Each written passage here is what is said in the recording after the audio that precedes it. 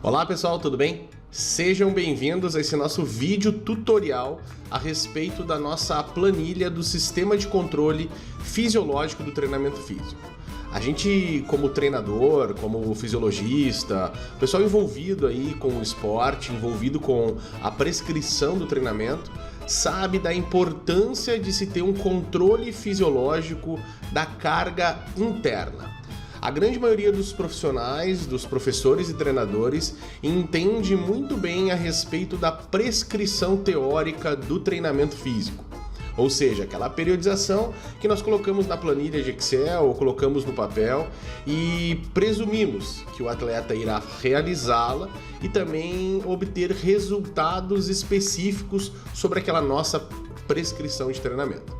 Entretanto, a literatura tem nos mostrado que para uma mesma carga de trabalho, mesmo percentual de carga de trabalho, as respostas desta carga que nós consideramos externa, dentro da parte fisiológica, aquilo que nós consideramos como carga interna, tem se mostrado diferente entre os sujeitos. É aquela concepção de individualidade biológica. Eu vou exemplificar um pouco melhor isso para vocês.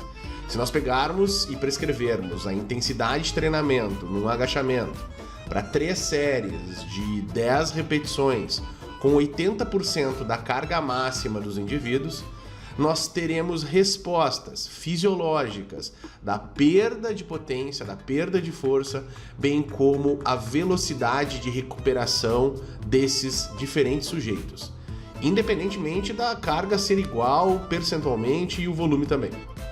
Dentro dessa expectativa toda do controle fisiológico, eu desenvolvi este material que eu vou mostrar para vocês agora.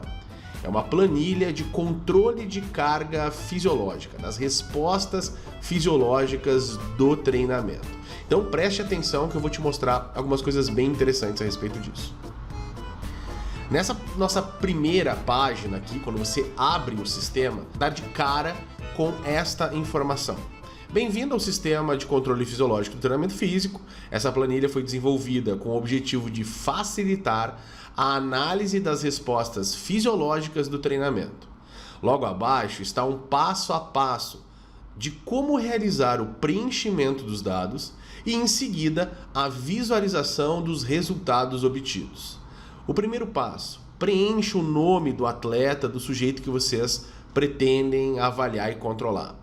O segundo passo é preencha a data de início que você vai começar a fazer o controle das variáveis. Em seguida, você vai clicar neste ícone que está mostrando aqui, que está escrito dados. Quando nós clicamos aqui, nós vamos para a célula de carga de dados. Na sua planilha, essa célula ela está em branco, ela não aparece esses números. Então aqui eu tenho já uma preenchida, completamente preenchida para as 8 semanas de treinamento e controle que eu quero realizar. Dentro disso nós temos aqui uma orientação, o como preencher os valores na tabela aqui do lado. Então a massa corporal ela é medida numa balança, expressa em quilos. A pressão arterial sistólica e diastólica ela é medida com um equipamento chamado esfigmomanômetro. Ele pode ser analógico ou digital e ela é expressa em milímetros por mercúrio. A duração é o tempo total de trabalho de treino que esse sujeito fez. Então a sessão vai ser dada em minutos. 40, 50, 60, 120 minutos, aí vai depender muito da periodização que você vai realizar. Nessa outra parte nós temos a frequência cardíaca, que é medida na contagem da pulsação cardíaca durante 1 minuto, que é expressa em batimentos por minuto. Eu aconselho que você use um frequencímetro, um equipamento para medir o batimento cardíaco dos sujeitos. Nessa outra parte nós temos 2 links clicáveis. A desidratação, que ela é avaliada pela coloração da urina e ela é expressa em uma escala que vai de 1 a 10. Nós vamos direto para ver essa tabela. Clicamos e nós vamos olhar a tabela de classificação. Então nós vamos atribuir a classificação de 1 a 8 conforme a coloração da urina, utilizando como base esse quadro. Se o sujeito estiver com a urina bem clarinha, bem transparente, nós vamos dizer que ele está com a hidratação 1, muito bem hidratado. Conforme vai escurecendo a cor da urina, nós vamos colocando valores até desidratação extrema. Clicando nesse ícone, nós voltamos para a parte de carga de dados. Aqui, nesse outro link, nós vamos ter a percepção subjetiva de recuperação e a de esforço. Vamos dar uma olhada aqui, ó. Clicando no ícone, nós vamos ver a escala de percepção de esforço e a de recuperação. Notem que elas invertem os processos. Nós temos 1 para nenhum esforço, 2 para pouco esforço, 3 para esforço moderado, 4 esforço médio, 5 esforço alto, 6 esforço grande e assim até a fadiga. É muito importante que o atleta se familiarize com essas planilhas e com essas escalas, podendo transferir exatamente aquilo que ele está percebendo do treinamento. Já a escala de recuperação, ela inverte. 10 é bem disposto, bem recuperado, 9 disposto, 8 totalmente recuperado, 7 muito recuperado, 6 bem recuperado, 5 recuperado, 4 suficientemente recuperado até nada recuperado ou não recuperado. Então nós vamos atribuir ao esforço 1 como pouco esforço e 10 como fadiga máxima. E na escala de recuperação nós vamos dizer que 1 é não recuperado e 10 é totalmente recuperado, bem disposto e assim por diante. Beleza? Clicando nesse link novamente, nós voltamos para a nossa tabela. Então nós vamos preencher diariamente essas informações. No primeiro dia de treinamento, a massa corporal, a desidratação, a frequência cardíaca, a pressão sistólica, a pressão diastólica, a percepção subjetiva de recuperação. Depois do treinamento, novamente, a massa corporal, a desidratação, a frequência cardíaca, a pressão arterial sistólica, diastólica e agora a PSE, a percepção subjetiva de esforço. Notem que é importante colocar a duração do treinamento e automaticamente nós teremos o cálculo de carga. Vejam como vai acontecer. Eu vou tirar o valor de duração e nós vamos ter o valor de carga zerado. Então eu coloco o valor de duração da sessão, 60 minutos, ele calcula o valor de carga. Se eu tirar a PSE, ele também não vai calcular a carga. Então, a partir de PSE e duração, eu consigo ter um acompanhamento da carga subjetiva de esforço daquele nosso atleta, aquele sujeito. Após preencher todos esses dados, ou os dados da primeira semana, segunda semana, 3 dias e assim por diante, você vai conseguir verificar cada uma das variáveis de maneira individual, em gráficos extremamente intuitivos. Notem, na massa corporal, nós temos os valores diários no primeiro mês, no segundo mês, os valores médios das 8 semanas de treinamento e os valores médios dos 2 mesociclos, dos 2 meses de treinamento, primeiro e segundo. Se eu clicar na desidratação, vai aparecer também o controle de desidratação, valor pré, valor pós, valor pré, valor pós. Obviamente que o valor pós da desidratação vai ser quase que sempre maior, devido à perda de água, devido à desidratação da sessão de treinamento. Então nós temos que verificar se há recuperação dessa hidratação ao longo do tempo. Então nós temos frequência cardíaca, as flutuações, pressão arterial, percepção subjetiva de esforço, os dados todos aqui flutuando conforme as respostas. Na aba carga, que é o que mais vai fazer sentido para nós, nós vamos clicar nessa aba carga e nós vamos ter os valores diários das cargas, nós vamos ter do primeiro mês, do segundo mês, os valores semanais da primeira, segunda, terceira até a 8ª semana e os valores das cargas dos meses, mês 1 e mês 2.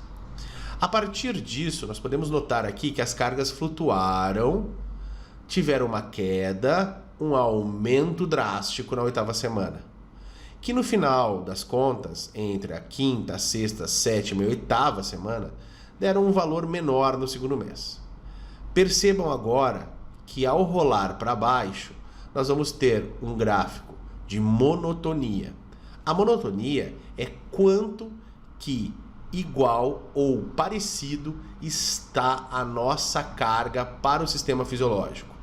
Nós temos uma classificação: verde, pouco monótono, zona de alerta, de atenção, zona de alerta e uma zona de risco. Treinamentos muito monótonos têm a tendência de aumentar as possibilidades de lesão. Então, estar sempre cuidando desses gráficos de monotonia é bem interessante. Monotonia não tem a ver com troca de exercícios, mas sim cargas fisiológicas muito parecidas. Então, vejam que aqui nós temos um controle, nós perdemos o controle na 4ª e 5ª semana, entrando numa zona de risco de lesão, recuperamos, conseguimos ajustar a carga para a 6ª, 7ª e 8ª, mas ainda ficando numa zona de alerta. Nesse nosso exemplo aqui, nós usamos exatamente propositalmente essa nossa flutuação, para que nós possamos demonstrar essas coisas todas. Notem aqui que a nossa carga semanal também teve uma subida abrupta na última semana 8ª. Isso será verificado aqui, nessa relação de carga de trabalho. Nessa relação, nós conseguimos verificar se a nossa carga de trabalho das últimas 3 semanas está adequada com a nossa semana corrente. Aquilo que nós chamamos de carga aguda e carga crônica. Notem que aqui eu vou trocar a verificação das minhas semanas. Se eu clicar para verificar a semana 1, o gráfico vai me dar um valor zerado. Por quê? Porque eu não tenho valor de referência. Esse valor de cálculo da relação da carga de trabalho passa a ser calculado depois da 2ª semana de treinamento. Então, a partir da 2ª semana, se eu colocar o valor, 2ª semana, eu consigo verificar como foi a carga de trabalho. A carga de trabalho com relação à 1ª semana foi ótima, ou seja, ela subiu não mais do que 10 a 15% com relação à semana anterior. Então eu venho agora e faço o cálculo para a 3ª semana. Notem que nós subimos um pouquinho para a 4ª semana, notem que nós descemos um pouquinho, na 5ª semana nós vamos descer um pouquinho mais, na 6ª semana nós chegamos no valor de destreinamento, ou seja, o valor foi muito abaixo do esperado. Esse sujeito, se continuar com esses níveis de treinamento, irá perder condicionamento. A 7ª semana, então, nós vamos verificar que nós retomamos para um valor ótimo e propositalmente, notem, a 8ª semana eu puxei um valor de carga muito alto e isso me levou para uma situação de zona de risco de lesões.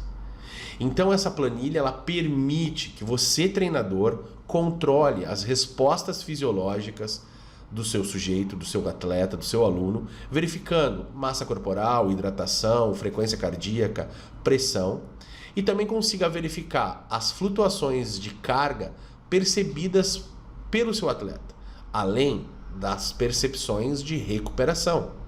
Com estes dados, nós vamos conseguir verificar se o treinamento está monótono ou se ele tem uma relação de carga de trabalho inadequada com relação às semanas anteriores.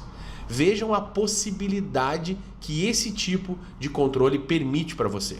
Você que está aí em casa, você que prescreve treinamento, que faz assessorias online, se você passar esses dados para o atleta, para o aluno, coletar esses dados de massa corporal, desidratação, frequência cardíaca, pressão arterial sistólica e diastólica e percepção subjetiva de recuperação e de esforço, você vai conseguir ter um controle excepcional da sua prescrição de treinamento, melhorando drasticamente a relação de benefício e resultados que os alunos vão ter, evitando lesões, evitando desistências e assim fazendo um quadro de prestação de serviço um pouco mais adequado, um pouco mais de sucesso na sua carreira. Ótimo, espero que você tenha gostado desse vídeo introdutório sobre a planilha e consiga aprender e aplicar muito esses conceitos relacionados. Nós estamos elaborando também agora um e-book que você vai ter acesso para ler sobre este material, esse vídeo, e poder usar a planilha de maneira cada vez mais eficiente para os seus alunos e atletas. Um abraço e não esqueça de adquirir a sua planilha de controle fisiológico.